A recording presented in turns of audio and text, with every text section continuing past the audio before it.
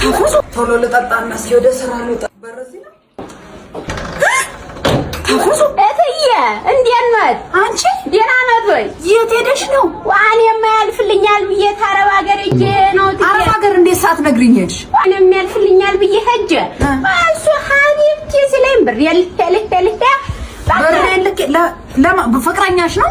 እትዬ ነው የወደደኝ መስሎኝ ገንዘቤን ወስዶ እንደው ባዶ እጄ መለመላዬን ሲያስቀረኝ እንደው ማዳሜም ተያዘ እንዳልስማማ ስል ከማዳምሽ ጋር ምን ሆነሽ? እሳቸው እንደው የውሻይቱን ጥርስ አይሉኝ። የውሻ ጥርስ ታዲያ ምን ችግር አለ? እኔ ታፈሱ ባንተ እንኳን የውሻን የኔንም አልፈእትዬ እንዴ እናማ ታተፉ አይወረውራሉ ሲሉ ፈርቼ መጣሁትዬ። ወይ ታፈሱ ሌላ ሰራተኛ እኮ ቀጠርኩ እኔ። እትዬ እኔ እያለሁ ተይ ቤት ማንም ይገባ እኮ አንቺ ሄድሽ ስትሄጂ ሌላ ሰራተኛ ስትመጣ ጠብቆ ታዲያ ትኑራት እኔ እንደ እንግዳ እንኳን አላልፍም እንዴ? እንደ እንግዳማ ታርፊያለሽ። ነይ ግቢሽ።